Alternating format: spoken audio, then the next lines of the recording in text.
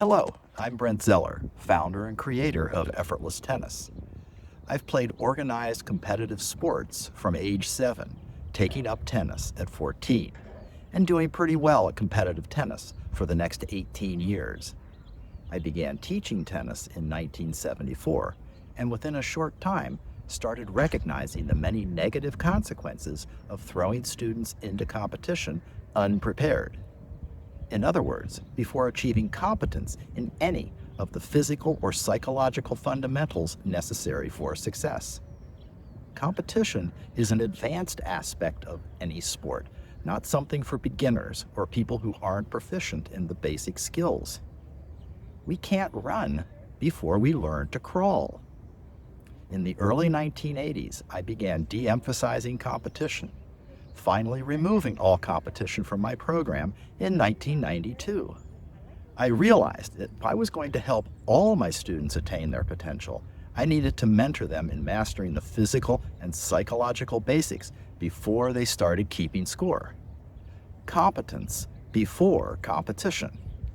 The premature introduction of competition into the learning process is the biggest obstacle to success in competition.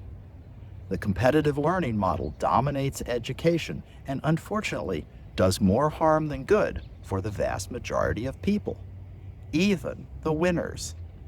Trying to learn and compete simultaneously limits performance and potential, increases anxiety and tension, and undermines perseverance, self-esteem, confidence, camaraderie, and enjoyment. When I first removed competition from my Effortless Tennis program, I was nervous.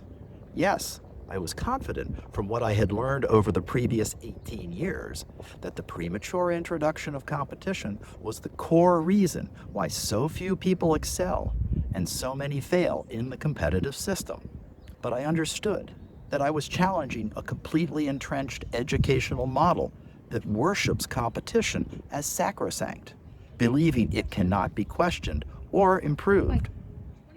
After an additional 33 years of research, though, I have the unshakable inner confidence to know that this is the central issue that the educational establishment needs to address. Why do we force people to compete before they have basic skills? Until students can demonstrate competence in both the physical and psychological fundamentals of whatever sport, activity, or subject they are learning, the educational process needs to be competition-free.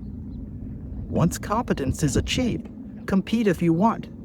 I guarantee you will be more successful. The exciting news is that it's no longer necessary to have to compete to prove ourselves or achieve our potential. Peak performance can't happen in competition. It's impossible to be or play our best when an opponent is doing everything to prevent that outcome. True peak performance happens beyond competition, where we're working together to achieve our collective potential. I can't be my best unless I'm helping you be your best. A non-competitive learning environment creates a physically and psychologically healthier way to live, learn, and play. If we ever hope to solve the myriad problems facing our world, we need to evolve beyond this us versus them, lower level of consciousness, obsession with competition. Education's ultimate purpose is to teach people how to work with each other, to learn to see others as partners, not adversaries and obstacles to our goals. We are an amazing species. It's time to actualize our potential. Everyone has a piece of the puzzle. Thanks for watching,